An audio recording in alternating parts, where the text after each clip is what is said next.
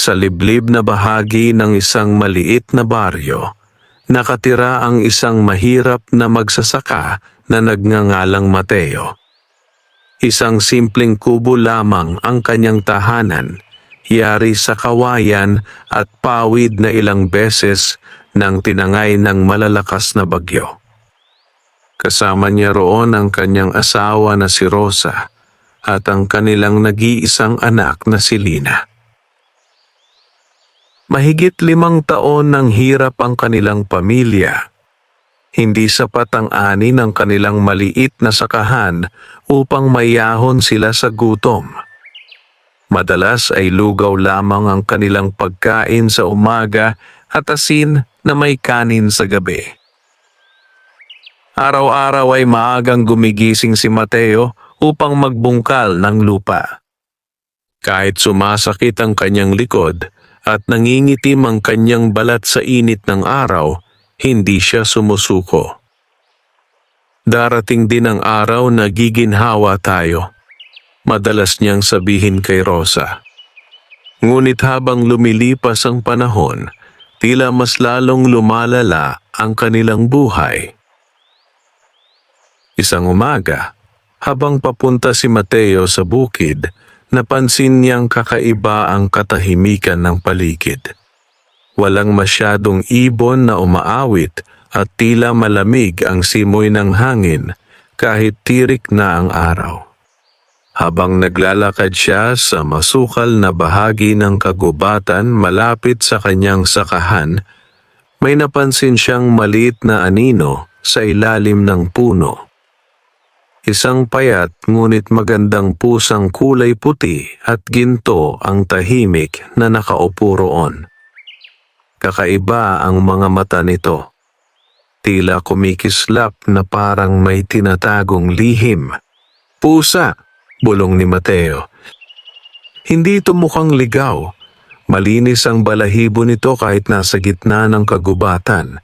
Lalo siyang nagtaka nang mapansin niyang may dala itong maliit na telang supot sa bibig. Unti-unting lumapit ang pusa kay Mateo. "Ano bang ginagawa mo rito?" tanong niya habang nakayuko.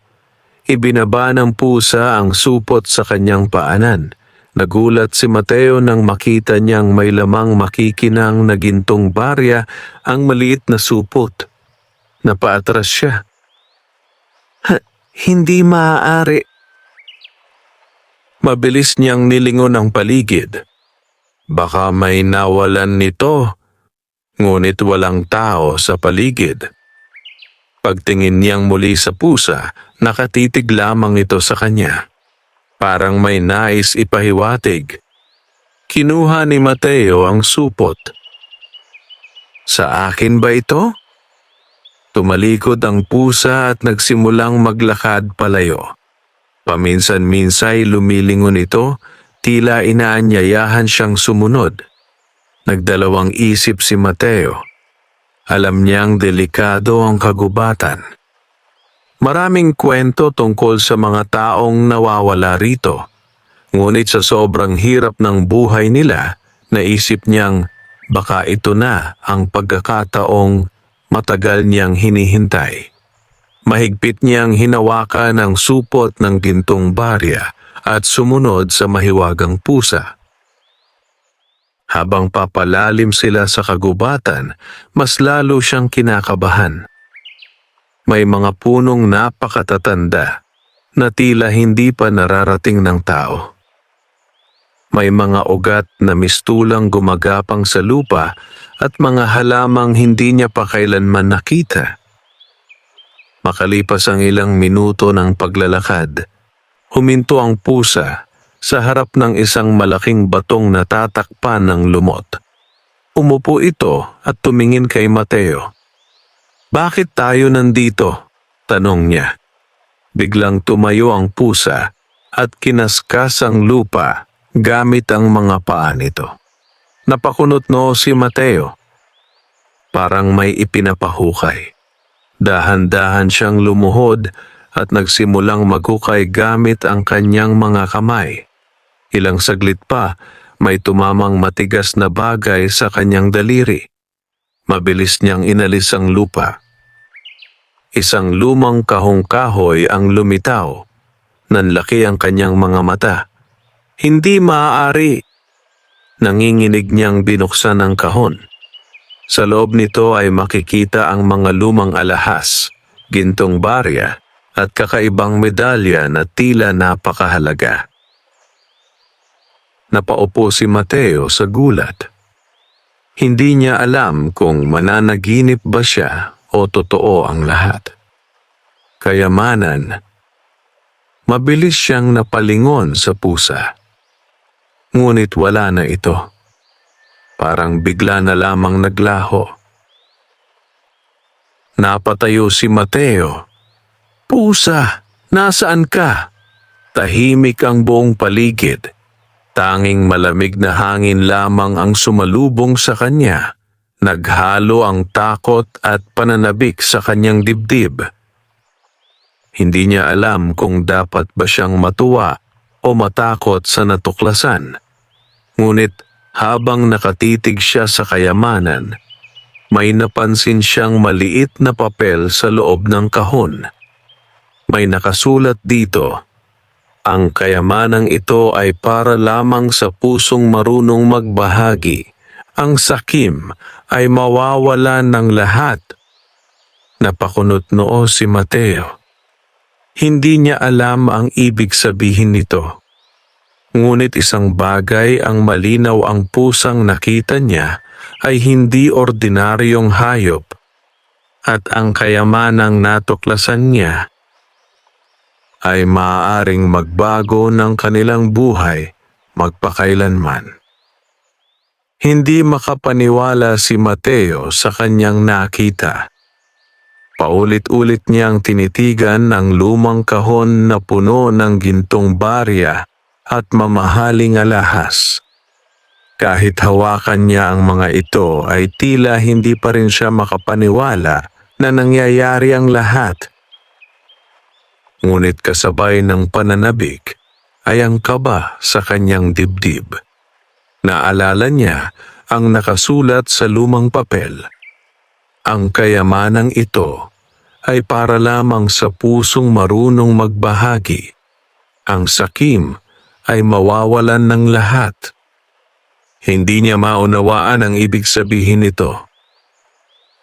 Sino kaya ang nag-iwan nito? Bulong niya. Muli niyang hinanap sa paligid ang mahiwagang pusa, ngunit wala na itong bakas. Tahimik ang kagubatan, tila ba walang nangyari. Nagpasya si Mateo na dalhin muna pa uwi ang maliit na bahagi ng kayamanan. Natatakot siyang baka may makakita kung iuuwi niya agad ang buong kahon. Kumuha lamang siya ng kaunting gintong barya at muling ibinaon ang kahon sa ilalim ng malaking bato. Tinakpan niya ito ng maayos upang walang makapansin. Babalikan kita, mahinang sabi niya sa sarili. Mabilis siyang umuwi habang mahigpit na hawak ang supot. Pagdating niya sa kanilang kubo, agad siyang sinalubong ni Rosa. Mateo, bakit ang tagal mo? Hindi ka pa nakakain. Tahimik lamang si Mateo. Napansin ni Rosa ang kakaibang ekspresyon sa mukha ng asawa. Anong nangyari? Dahan-dahang inilapag ni Mateo ang supot sa mesa. Nang buksan iyon ni Rosa, agad siyang napaatras. Ginto? Hindi makapagsalita si Mateo. Ikinuwento niya ang lahat, ang pusang puti at ginto, ang kagubatan, ang kahon ng kayamanan, at ang mahiwagang babala. Tahimik na nakinig si Rosa. Mateo, baka delikado iyan, sabi niya. Paano kung may-ari? Umiling si Mateo. Walang tao roon at parang sinadya talagang makita ko iyon. Tahimik silang nag-isip. Sa unang pagkakataon matapos ang maraming taon, nakaramdam sila ng pag-asa. Kinabukasan, maingat na pumunta si Mateo sa bayan. Palihim niyang ipinagbili ang isang gintong barya sa isang matandang alahero. Nanlaki ang mata ng matanda. "Saan mo nakuha ito?" tanong nito. "Mana pa ng lolo ko," mabilis na sagot ni Mateo. Matagal na tinitigan ng matanda ang barya bago siya binigyan ng malaking halaga ng pera. Halos manginig si Mateo habang hawak ang salapi. Hindi pa siya kailanman nakakita ng ganoong karaming pera. Sa unang pagkakataon, nakabili sila ng sapat na pagkain.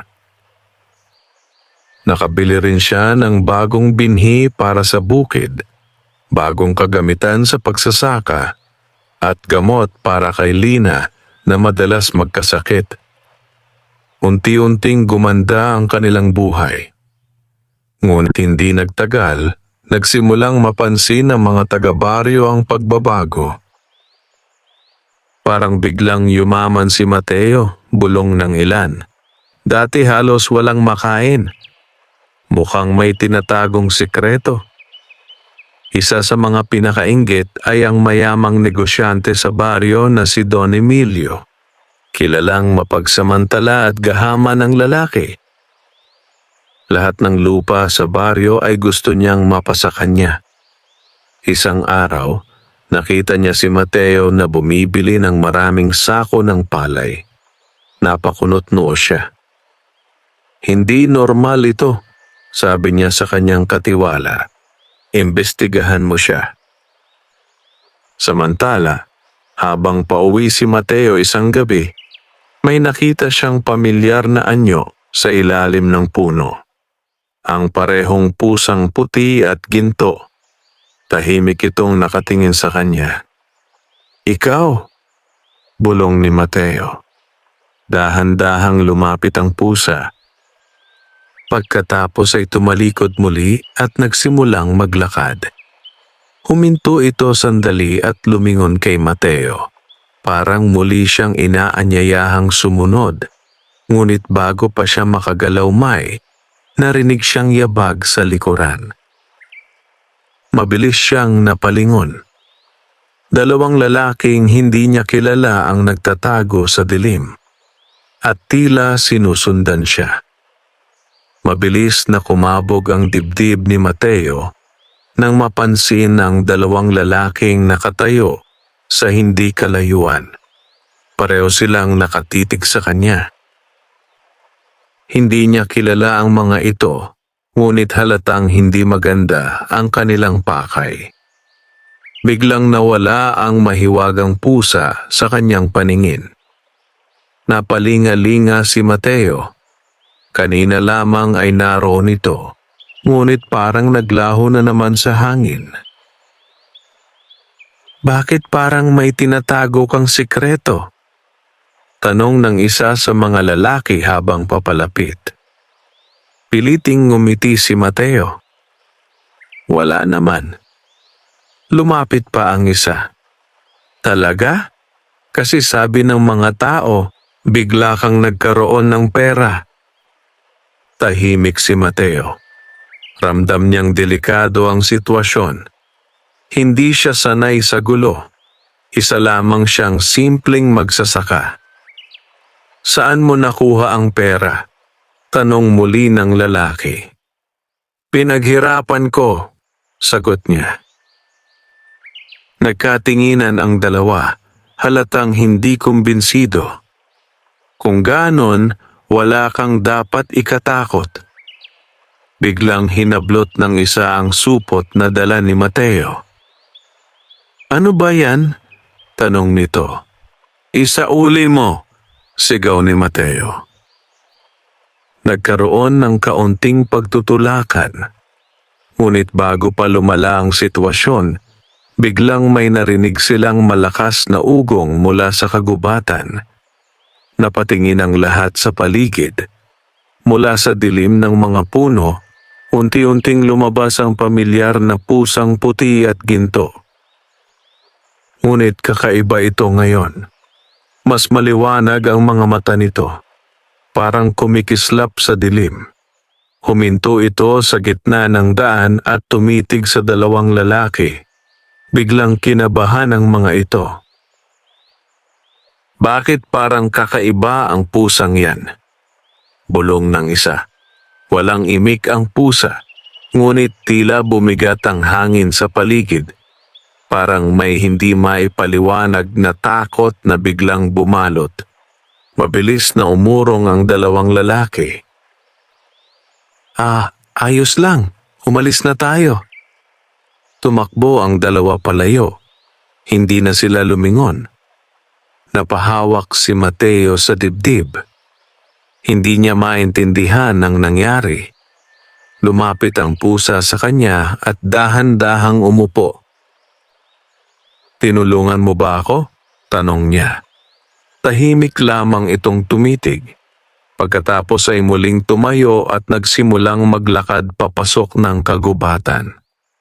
Nag-alinlangan si Mateo, ngunit may pakiramdam siyang mahalagang sundan ito. Maya-maya ay nakarating sila sa isang bahagi ng gubat na hindi pa niya kailanman nakita. Sa gitna nito ay may isang lumang kubong yari sa kahoy. Halatang matagal nang abandonado. Huminto ang pusa sa harap ng pintuan. Dahan-dahang bumukas ang lumang pinto dahil sa hangin. Napakunot-no si Mateo. May tao kaya rito? Pumasok siya. Makapal ang alikabok sa loob. Ngunit sa isang sulok ay may nakita siyang lumang mesa. Sa ibabaw nito ay isang maliit na kahon at isang liham. Kinuha niya ang papel. Nakasulat dito, "Kung nakita mo ang pusang tagapagdala ng kayamanan, pinili ka na ng kapalaran. Ngunit tandaan, ang tunay na kayamanan ay hindi lamang ginto. Malapit nang dumating ang mga taong magnanais na kawin ang lahat." Napalunok si Mateo. Mabilis niyang binasa ang kasunod. "May lihim na susubok sa iyong puso. Kung pipiliin mo ang kasakiman, mawawala ang lahat ng iyong minamahal." Napatigil siya. Hindi niya maintindihan kung bakit parang may nagbababala sa kanya. Biglang may bumagsak sa labas ng kubo. Mabilis siyang napalingon. May anino sa bintana. At tila may taong nagmamasid sa kanya mula sa dilim. Nanigas si Mateo sa kanyang kinatatayuan. Ang aninong nakita niya sa bintana ay hindi gumagalaw. Tila matagal nang nakamasid sa kanya. Dahan-dahan siyang lumapit sa pinto habang hawak ang sulat. "May tao ba dyan?" tanong niya. Walang sagot. Lumakas ang hangin sa paligid at kumaluskos ang mga dahon sa labas. Pagbukas niya ng pinto, biglang nawala ang anino. Wala siyang nakita kundi ang madilim na kagubatan. Ngunit napansin niya ang isang bagay sa lupa. Mga bakas ng paa. Hindi ito karaniwang bakas.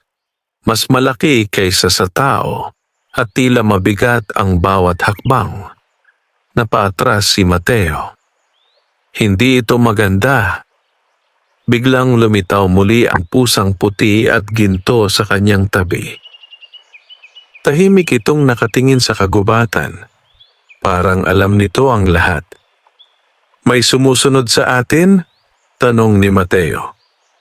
Tumalikod ang pusa at nagsimulang maglakad palayo sa kubo.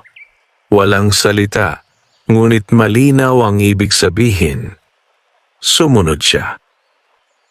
Habang naglalakad sila, mas lumalim ang dilim ng kagubatan.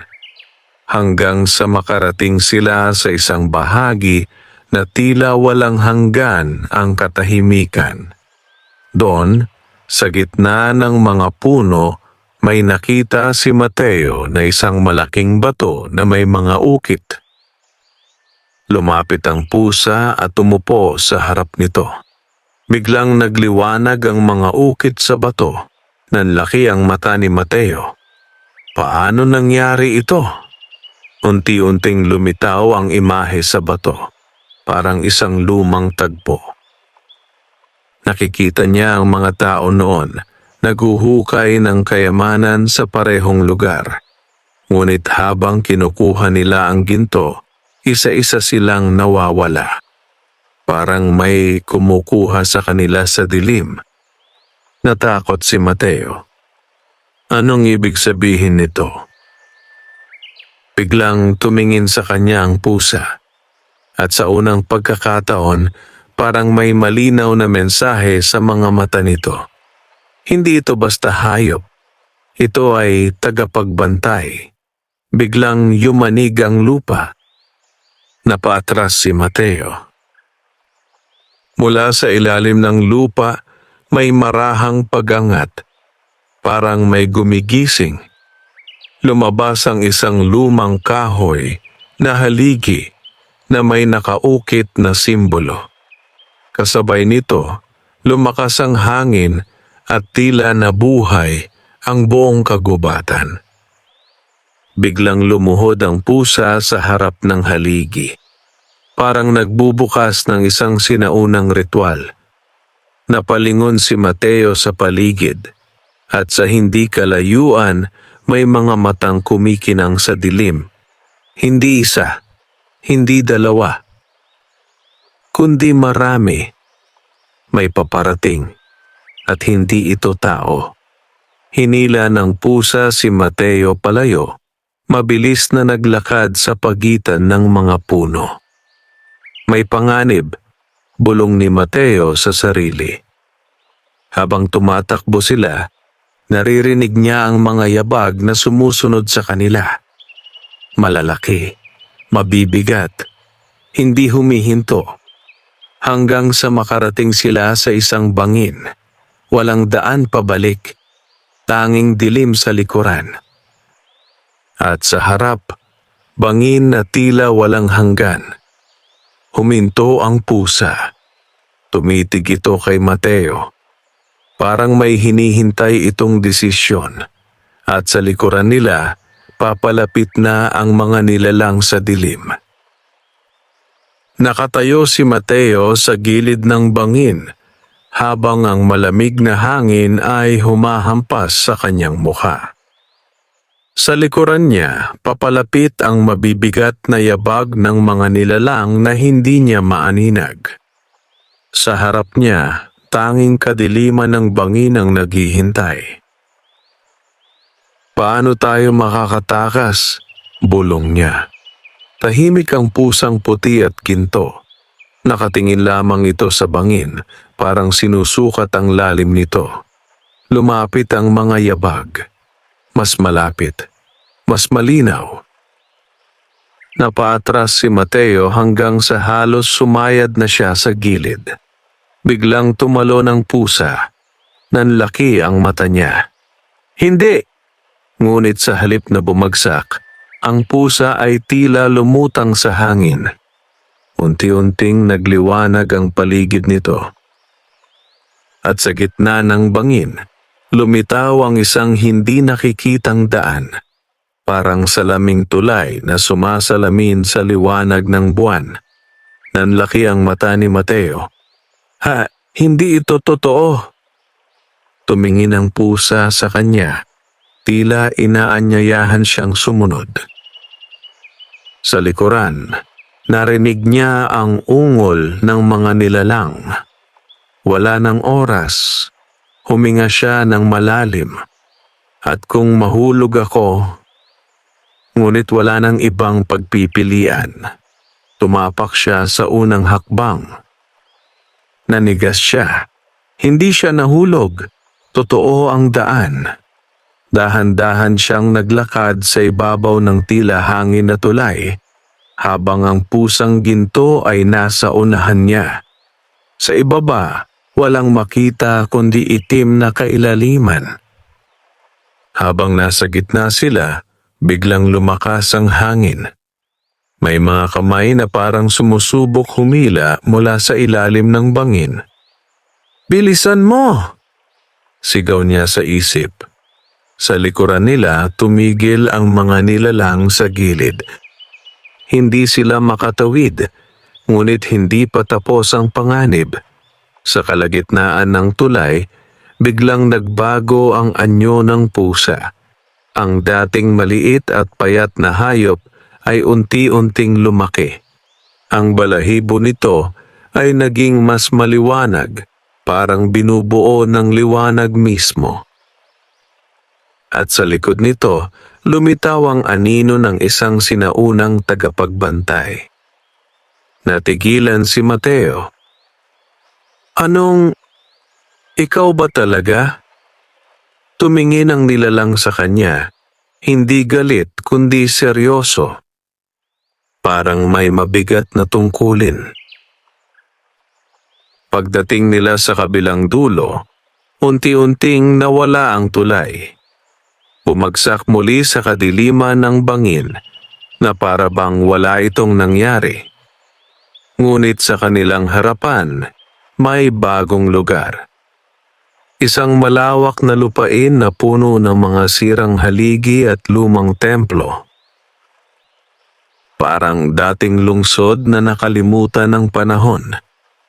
Huminto ang pusa. At sa unang pagkakataon, nagsalita ito sa isip ni Mateo.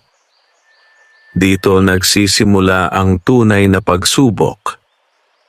Nanigas si Mateo. "Pagsubok? Anong ibig mong sabihin?" Biglang umihip ang hangin at ang mga sirang haligi ay tila umuugong. Sa gitna ng mga guho, may dahan-dahang pagliwanag mula sa ilalim ng lupa. Parang may gumigising muli. At sa likod nila, ang mga nilalang mula sa kagubatan ay nakatawid na rin. Papunta na rin sa kanila. Ngunit ngayon, hindi na sila sa gubat lamang hinahabol, kundi sa loob ng sinaunang lungsod ng kayamanan. Dahan-dahang humakbang si Mateo sa loob ng sinaunang lungsod. Ang paligid ay puno ng sirang haligi, bitak-bitak na mga pader at mga estatwang halos nabura na ng panahon. Ngunit kahit wasak na, ramdam pa rin ang bigat ng lugar na ito. Parang may nakatagong alaala na ayaw mamatay.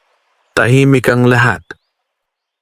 Ngunit ang katahimikan na ito ay mas nakakatakot kaysa ingay. Sa kanyang tabi, ang pusang puti at ginto ay maingat na naglalakad, tila alam ang bawat sulok ng lugar. "Bakit mo ako dinala dito?" tanong ni Mateo. Walang sagot, ngunit biglang tumigil ang pusa sa harap ng isang malaking guho. Sa gitna nito ay may nakatayong altar na bato. Halos hindi na mabasa ang mga ukit. Lumapit si Mateo. Biglang kumislap ang mga ukit sa bato. Nanlaki ang mata niya. Unti-unting lumitaw ang imahe. Isang lungsod na puno ng ginto, mga taong may suot na mamahaling kasuotan at isang malaking templo sa gitna. Ngunit sa sumunod na sandali, nagbago ang lahat. Naging kaguluhan. Mga tao na nag-aagawan ng kayamanan. Mga sigaw. At pagkatapos, dilim. Nawala ang buong lungsod na parang nilamon ng lupa. Napaatras si Mateo. Isinumpa ang lugar na ito. Biglang nagsalita muli ang pusa sa kanyang isip. Hindi sumpa ang sumira dito. Kasakiman. Napahawak si Mateo sa kanyang ulo. Kasakiman? Lumapit ang pusa sa altar. Dahan-dahan itong tinapik ang bato gamit ang paa. Biglang bumukas ang isang maliit na lagusan sa ilalim ng altar. Isang malamlam na liwanag ang lumabas mula rito. Ngunit bago pa makalapit si Mateo, may narinig siyang kaluskos sa likuran. Napalingon siya. Mula sa mga guho, unti-unting lumilitaw ang mga nilalang na humahabol sa kanila. Ngayon ay mas malinaw na ang anyo nila. Hindi sila tao. Mga nilalang na parang anino, may mga matang pulang kumikinang at katawan na tila gawa sa usok. Hindi tayo makakatakas, bulong ni Mateo. Ngunit lumapit ang pusa sa kanya. At sa unang pagkakataon, tumayo ito sa harap niya na parang humaharap sa laban. Biglang lumiwanag ng sobra ang katawan nito. At mula sa liwanag, unti-unting lumitaw ang isang anyong mas malaki, isang tagapagbantay na may anyong kalahating hayop, kalahating liwanag. Napaatras ang mga anino. Natigilan si Mateo. Hindi ka lang basta pusa, tumitig ang nilalang sa kanya. Ang kayamanan ay may tagapangalaga. At ikaw ang napili upang pumili kung ito ay ililigtas o sisirain. Nanigas si Mateo. Pumili? Ako? Biglang lumakas ang hangin. Ang lupa ay yumanig. At mula sa lagusan sa ilalim ng altar, mas malakas na liwanag ang sumabog pataas. Parang may gustong lumabas. At ang mga anino ay nagsimulang sumugod. Sumugod ang mga anino ng sabay-sabay, parang alon ng kadiliman na gustong lunukin ang buong lugar. Humakbang pasulong ang anyo ng pusang tagapagbantay at sinalubong ang mga ito. Isang malakas na liwanag ang kumalat mula sa katawan nito. At sa bawat paglapit ng mga anino, tila natutunaw ang kanilang anyo. Ngunit hindi ito sapat upang tuluyang mapigilan ang lahat. Mateo! Tila tinig sa isip niya. Pumunta ka sa lagusan. Natigilan si Mateo. Paano ako makakadaan? Lumakas ang pagyanig ng lupa. May mga bitak na lumalawak sa paligid ng altar at ang liwanag mula sa ilalim ay mas lalong lumalakas. Ngayon, ulit ng tinig. Walang nagawa si Mateo kundi tumakbo. Habang dumadaan siya sa gitna ng kaguluhan, may mga aninong sumusubok humila sa kanya. Ramdam niya ang malamig na kamay na dumadampi sa kanyang braso, ngunit sa bawat paglapit nito, may liwanag na sumisigaw mula sa altar na tila tumutulak sa mga ito palayo. Sa wakas, narating niya ang lagusan. Dahan-dahan siyang lumusot pababa. Malamig. Madilim. Ngunit may liwanag sa dulo. Pagdating niya sa ilalim, natigilan siya. Isang napakalawak na silid ang bumungad sa kanya. Sa gitna nito ay isang malaking kristal na nakalutang sa hangin. Ito ang pinagmumulan ng liwanag. At sa loob ng kristal, may isang anyong nakakulong. Isang nilalang na tila tao, ngunit gawa sa purong liwanag. Nakatingin ito kay Mateo. Sa wakas, bulong ng tinig, nanigas si Mateo. Sino ka? Ang alaala ng lungsod na ito, sagot ng nilalang. Biglang umalingaw-ngaw ang buong silid. Sa itaas, naririnig pa rin niya ang laban ng pusang tagapagbantay at ng mga anino. Bakit ako nandito? Tanong niya. Dahil ikaw ang huling susi. Sagot ng nilalang. Biglang nagpakita ang imahe sa hangin. Nakita ni Mateo ang kagubatan, ang kahon ng kayamanan, ang pusa, at ang sarili niyang buhay na unti-unting nagbabago. Hindi ito basta kayamanan, dagdag ng tinig. Ito ay puso ng lungsod. Nanlaki ang mata ni Mateo. Puso? Kapag ang puso ng lungsod ay ginamit sa kasakiman, muling babangon ang mga anino. Biglang yumanig ang buong lugar. Sa itaas narinig niya ang malakas na pagbasag ng liwanag. Parang humihina na ang tagapagbantay. Natigilan si Mateo. Anong kailangan kong gawin? Tahimik ang nilalang. Tumingin ito ng diretso sa kanya. Pumili ka. Gamitin mo ang kayamanan upang ibalik ang lungsod at sirain ang sumpa.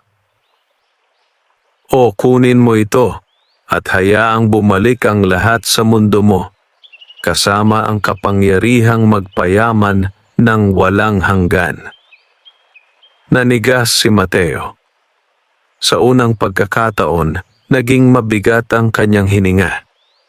Sa itaas, naririnig na niya ang paghina ng liwanag ng pusa.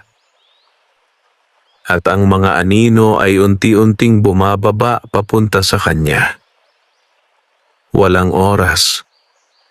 Dalawang pagpipilian, isang kinabukasan, at isang desisyon na magbabago ng lahat. Nakatayo si Mateo sa harap ng lumulutang na kristal habang ang liwanag nito ay tila humihinga, umiilaw at humihina kasabay ng bawat pagyanig ng lupa. Sa itaas, ramdam niya ang pagbagsak ng mga anino. Sa bawat sandali, papalapit ang panganib. Pumili ka, ulit ng tinig mula sa loob ng kristal. Napapikit si Mateo. Pumasok sa isip niya ang kanyang pamilya. Si Rosa na palaging pagod ngunit pilit ngumiti. Si Lina na madalas nagugutom. Ang kubong halos gumuho sa bawat bagyo. At kung pipiliin ko ang kayamanan, bulong niya. Biglang lumitaw sa isip niya ang isang buhay na marangya. Malaking bahay. Sapat na pagkain, wala ng gutom. Ngunit kasabay nito, may dumilim sa kanyang isipan, mga mata ng mga anino. Isang lungsod na muling mawawasak, at ang pusang nag-alay ng sarili upang protektahan siya. Napadilat siya. Hindi ito tungkol sa akin lang. Sa itaas, isang malakas na pagyanig ang yumanig sa buong silid. Narinig niya ang tila sigaw ng pusang tagapagbantay. Hina na ito. Mateo! Tila bulong sa kanyang isip. Hindi ka nag-iisa sa desisyong ito. Napahawak siya sa ulo. Kung kunin ko ang kayamanan, maraming magdurusa. Huminga siya ng malalim. Pero kung iiwan ko ito, babalik ako sa hirap. Nanginginig ang kanyang mga kamay. Lumapit siya sa kristal. Bakit ako ang pinili ninyo? Tanong niya. Dahil ang puso mo ay hindi pa lubusang nasisira, sagot ng tinig. Biglang bumukas ang isa pang imahe sa hangin. Nakita niya ang ibang tao. Mga nauna sa kanya. Mga taong sinubukan din ang kapangyarihan ng kayamanan. Isa-isa silang pumili ng kasakiman. Isa-isa silang nawala. Nanlamig si Mateo. Lahat sila pumili ng mali. Biglang yumanig muli ang lupa. Mas malakas. Mas malapit ang mga anino. Mateo! Ang sigaw sa kanyang isip, ang pusang tagapagbantay. Hindi ko na sila kayang pigilan. Natigilan si Mateo. Tumitig siya sa kristal.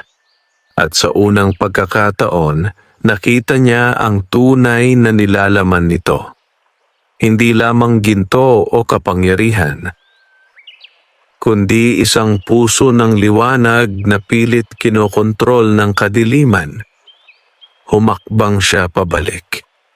Kung ang kayamanan na ito ay kapalit ng buhay ng iba, huminga siya ng malalim. Hindi ko ito tatanggapin. Sa sandaling iyon, nagbago ang lahat. Biglang kumislap ng malakas ang kristal. Parang nabasag ang isang malaking kadena. Sa itaas, isang napakalakas na liwanag ang sumabog pababa. Narinig ang tila sigaw ng mga anino. At ang buong lungsod ay nagsimulang gumalaw. Ngunit hindi pa tapos. Ang kristal ay nagsimulang pumutok. "Mateo!" sigaw ng tinig. "Kailangan mong umakyat ngayon." Mula sa itaas, bumagsak ang isang guho. At ang daan pabalik ay nagsisimulang maglaho. Sa huling sandali, tumakbo si Mateo pataas, habang ang buong silid ay gumuho sa paligid niya. At sa kanyang likuran, narinig niya ang huling sigaw ng pusang tagapagbantay na tila nagsasabing tapos na ang pagsubok, ngunit may kapalit. Habol-habol ang hininga ni Mateo habang umaakyat siya mula sa nasisirang lagusan. Sa bawat hakbang, mas lumalakas ang pagyanig ng lupa at mas lumalabo ang daan sa likuran niya. Parang ang buong sinaunang lungsod ay unti-unting kinakain ng kadiliman. "Bilisan mo," bulong ng pamilyar na tinig sa kanyang isip. Ang pusang tagapagbantay.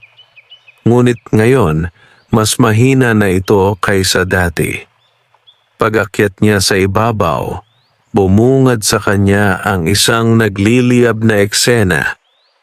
Ang mga anino ay nagkakagulo. Ang liwanag mula sa altar ay sumasabog na parang bitak sa hangin. At sa gitna nito, nakatayo ang anyo ng pusang tagapagbantay. Ngayon ay sugatan at unti-unting naglalaho. "Hindi ko na kaya silang pigilan," sabi nito sa isip ni Mateo. "Bakit nangyayari ito?" sigaw ni Mateo. "Dahil ang kapangyarihan ay hindi basta nawawala," sagot ng pusa. "Kailangan nitong may kapalit." Biglang lumapit ang mga anino mula sa lahat ng direksyon. Ngayon ay mas malinaw na ang kanilang anyo. Mga nilalang na parang taong walang mukha, puro dilim at galit. "Mateo," mahinang sabi ng pusa, "may natitira pang desisyon." Natigilan siya. "Akala ko ba tapos na?" Humiling ang pusa. Ang pagbalik ng balanse ay hindi natatapos sa pagtanggi. Kailangan ng isang sisidlan. Nanlaki ang mata ni Mateo. "Isang sisidlan?" Biglang lumingon ang pusa sa kanya. At sa unang pagkakataon, nakita ni Mateo ang totoong bigat ng kapangyarihan nito. Kung walang magsasalo sa liwanag at dilim, babagsak ang mundo sa parehong sumpa. Yumanig ang lupa ng mas malakas. Ang mga anino ay halos nasa kanila na. Biglang bumukas ang isang liwanag sa pagitan nila.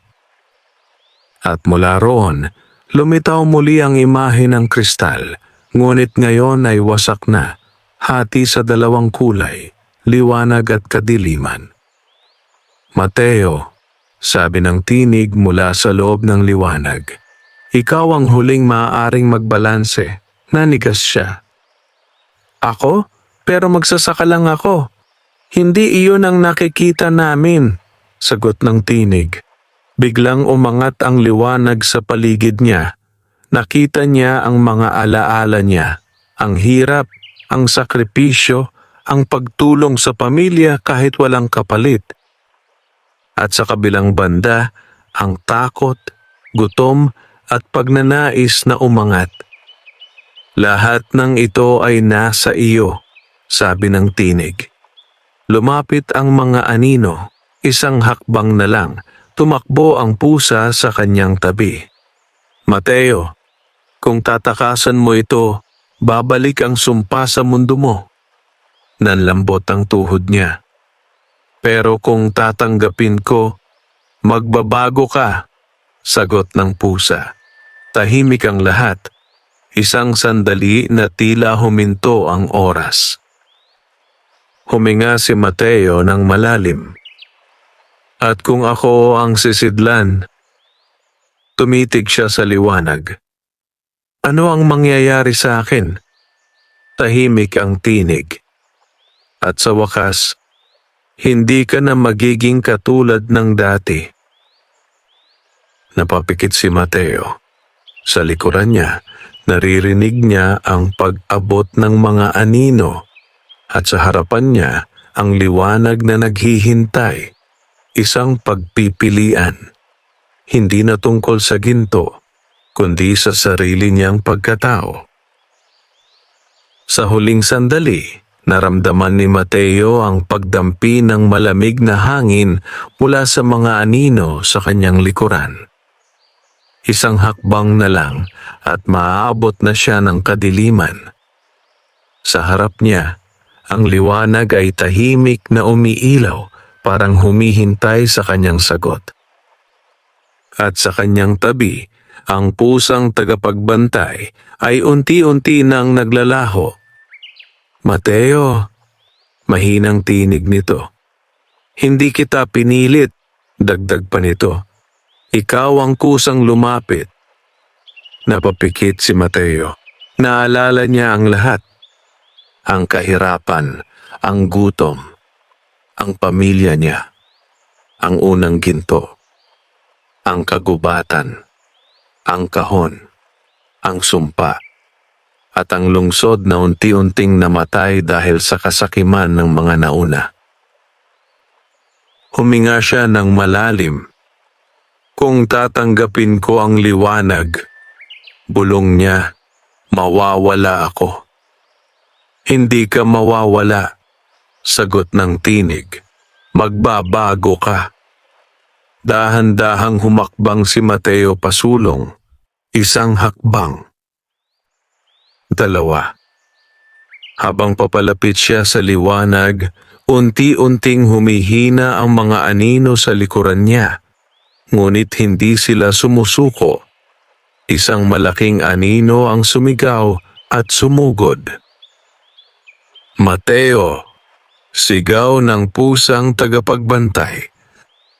Sa huling sandali, humarap si Mateo. Hindi na siya umatras. Hindi ko natatakbuhan ito, sabi niya. At sa wakas, hinawakan niya ang liwanag. Isang napakalakas na pagsabog ng enerhiya ang kumalat sa buong sinaunang lungsod. Ang mga anino ay sumigaw at unti-unting naglaho. Ang kagubatan, ang bangin, ang mga guho, lahat ay tila nilamon ng puting liwanag. Ngunit sa gitna ng lahat, si Mateo ay nakatayo, mag-isa, tahimik. Ngunit hindi siya nawawala. Unti-unting nagbago ang kanyang anyo. Hindi na siya simpleng magsasaka. Ngunit hindi rin siya halimaw. Siya ang naging balanse. Ang tagapagdala ng liwanag at dilim. Ang pusang tagapagbantay ay nasa kanyang harapan na lamang. Ngayon ay anyong liwanag na lamang. Natapos mo na ang siklo, sabi nito. Pero may bagong tungkulin ka ngayon. Hindi ka na babalik sa dati mong buhay. Napalunok si Mateo. Paano ang pamilya ko? Ngumiti ang liwanag. Hindi ka mawawala sa kanila, ngunit hindi ka na rin magiging katulad ng dati. Unti-unting naglaho ang sinaunang lungsod, at si Mateo ay bumalik sa kagubatan. Ngunit iba na ang lahat. Mas maliwanag ang paligid, mas tahimik ang hangin, at sa kanyang kamay, may maliit na kumikislap na butil ng liwanag at dilim. Ang huling alaala ng kayamanan. Sa malayo, tila narinig niya ang mahina ngunit pamilyar na boses. Ang tunay na yaman ay hindi kailanman ginto. Ngumiti si Mateo. At sa unang pagkakataon, hindi dahil sa kayamanan kundi dahil sa kapayapaan. Wakas.